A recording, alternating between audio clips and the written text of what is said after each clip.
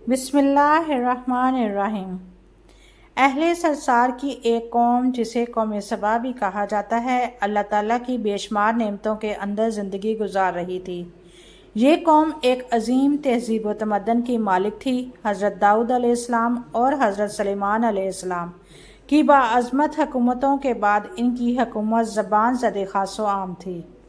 کہا جاتا ہے یہ لوگ گندم کے مغز سے آٹا پیس کر روٹیاں پکاتے تھے، لیکن اس کے برعکس وہ اس قدر اسراف کرنے والے اور ناشکرے تھے کہ انہی روٹیوں کے ساتھ بچوں کا پخانہ صاف کرتے۔ بعد ازاں ان آلودہ روٹیوں کو اکٹھا کرنے سے ایک پہاڑ بن گیا۔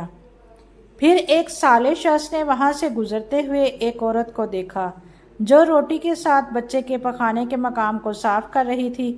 اس شخص نے عورت سے کہا، تیرے اوپر افسوس، خدا سے ڈر، کہیں ایسا نہ ہو کہ خدا تیرے اوپر اپنا غضب ڈھائے اور تجھ سے اپنی نعمت چھین لے۔ اس عورت نے جواب میں مذاق اڑایا اور مغرورانہ انداز میں کہا، جاؤ جاؤ، گویا کہ مجھے بھوک سے ڈرا رہے ہو۔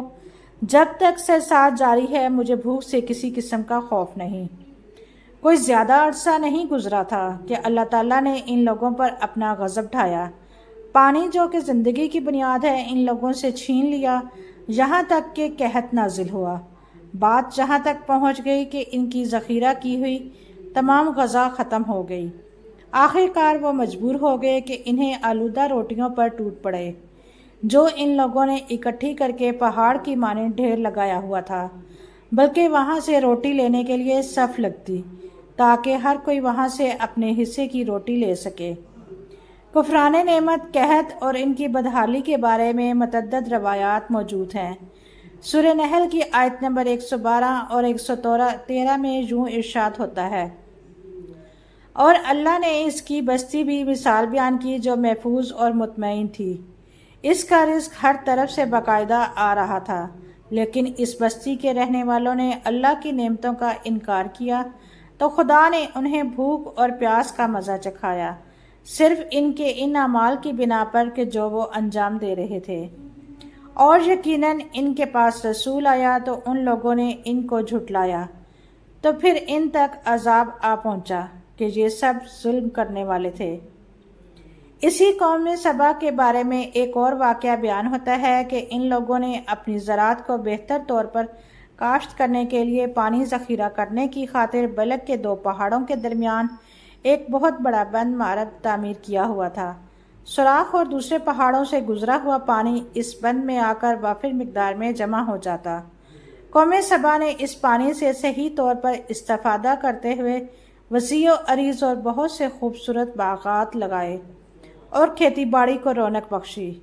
ان باغات کے درختوں کی شاخیں اس قدر پھلوں سے لدی ہوتی تھیں کہ کہتے ہیں کہ اگر کوئی شخص سر پر ٹوکری رکھ کر ان کے نیچے سے گزرتا تو پھل خود بخود ٹوکری میں گرنا شروع ہو جاتے اور قلیل مدت میں ٹوکری تازہ پھلوں سے بھر جاتی، لیکن نعمتوں کی کثرت نے انہیں شکر کرنے کے بجائے غافل کر دیا تھا، یہاں تک کہ ان کے درمیان بہت بڑا طبقاتی نظام وجود میں آ چکا تھا۔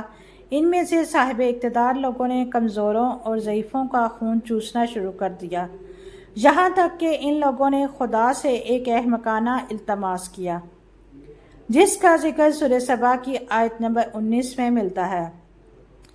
انہوں نے کہا، خدایا ہمارے سفروں کے درمیان فاصلہ زیادہ کر دے۔ انہوں نے اللہ تعالیٰ سے یہ التماس اس لیے کیا تاکہ غریبوں، بے نواح لوگوں، عمرہ اور ثروت مند ان کے ہمراہ سفر نہ کریں۔ ان کی خواہش یہ تھی کہ آبادیوں کے درمیان خشکی ہو اور فاصلہ بہت زیادہ ہو تاکہ تہی دست اور کم آمدنی والے لوگ ان کی طرف سفر نہ کر سکیں۔ اللہ تعالیٰ نے ان مغرور پیٹ کے پجاریوں پر اپنا غضب نازل کیا۔ بعض روایتوں کے مطابق ان مغرور لوگوں کی آنکھوں سے دور صحرائی چوہوں نے مارب نامی بند کی دیواروں پر حملہ کر کے انہیں اندر سے کھوکھلا کر دیا۔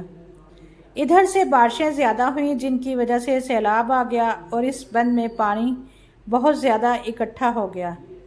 اچانک بند کی دیواریں ٹوٹیں، اس سے ایک بہت بڑا سیلاب آیا جس میں تمام دیہات، آبادیاں، مال مویشی، باغات، کھیتیاں، ان کے محل اور گھر پانی میں غرق ہو کر نابود ہو گئے۔ ان کے باغات اور زراعت میں سے صرف بیری کے درخت اور کچھ جھاڑیاں بچی تھیں۔ खुशलहान परिंदे वहां से कूच कर गए, जबकि उल्लुओं और कौवों ने कौम सबा के खंडरात में अपने घोंसले बना दिए। इस बात का जिक्र सूरह सबा की आयत नंबर 15 और 16 में मिलता है। आखिर में सूरह सबा की आयत नंबर 17 में कुरान करीम में इस वाक़या का यूं नतीजा निकाला है, ये हमने इनकी नाशुक्री की सज़ा दी है और हम नाशुकरों के अलावा किसी को सज़ा नहीं देते हैं।